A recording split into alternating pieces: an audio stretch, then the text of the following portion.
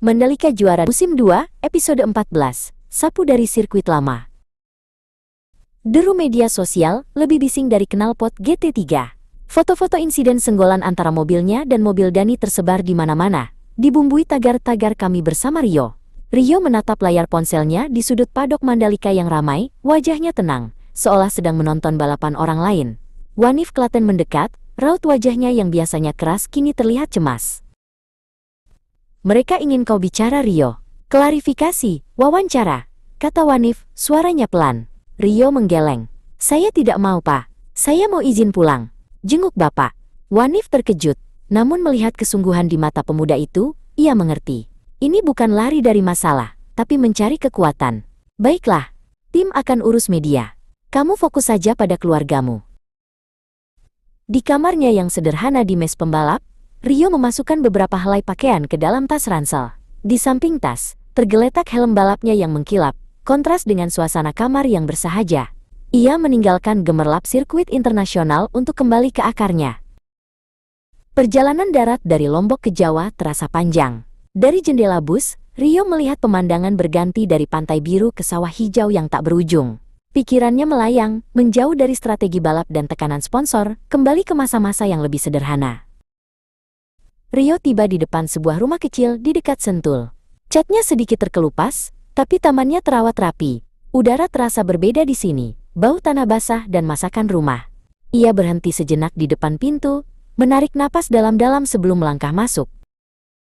Di dalam kamar yang temaram, ayahnya terbaring di tempat tidur. Tubuhnya lebih kurus dari yang Rio ingat, tapi matanya berbinar melihat putranya pulang.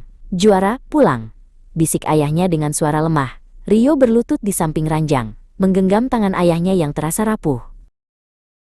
Mereka bicara lama. Rio bercerita tentang mobilnya, tentang tim, tentang aspal Mandalika, tapi ia melewatkan bagian tentang insiden dengan Dani.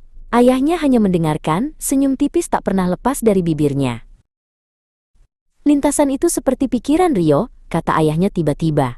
Kalau kotor oleh kerikil, mobilmu bisa tergelincir. Kalau pikiranmu kotor oleh amarah, hatimu yang tergelincir. Rio menatap ayahnya, kata-kata sederhana itu menusuk langsung ke hatinya.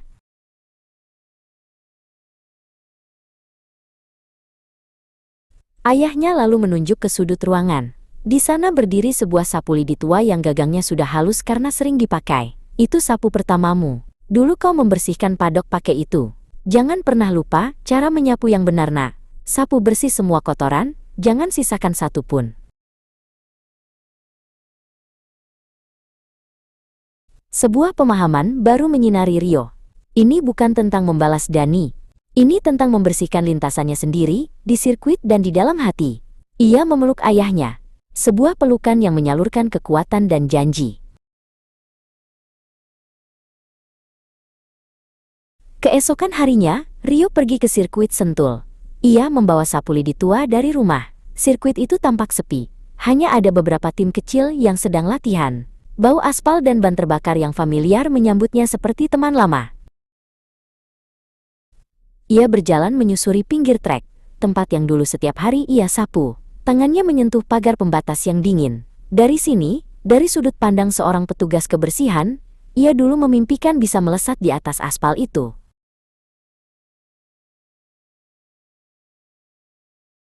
Di kejauhan, di salah satu pit, ia melihat siluet yang dikenalnya. Raden Yusuf dan Upi sedang berdiskusi serius di depan sebuah mobil balap yang terbuka kap mesinnya. Mereka tampak begitu fokus, sebuah tim yang solid.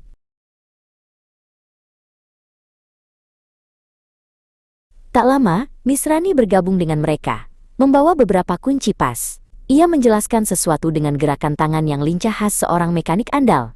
Raden dan Upi mengangguk paham. Rio tersenyum tipis melihat mereka. Itulah timnya. Ingatan Rio melayang kembali. Ia melihat dirinya yang lebih muda, dengan seragam kebersihan, menyapu kerikil di pedok. Dari kejauhan, ia mencuri pandang ke arah Misrani yang sedang menyetel mesin dengan penuh konsentrasi.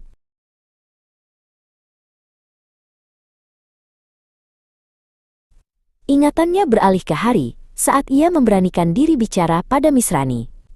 Mas, racing line itu harusnya seperti jalur yang sudah disapu bersih. Ia menggambar sebuah garis ideal di atas lantai berdebu, menjelaskan cikal bakal strategi sapu lidi. Misrani menatapnya, antara tak percaya dan kagum.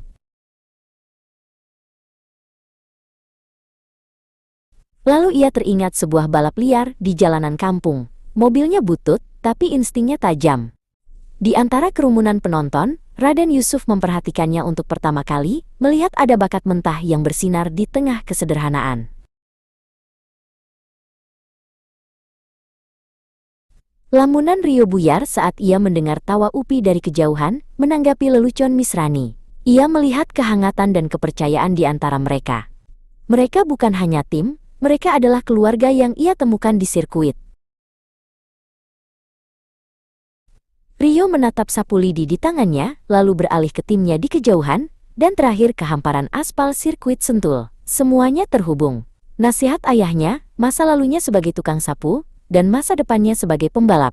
Balapan bukan lagi soal ambisi pribadi. Ini adalah sebuah janji.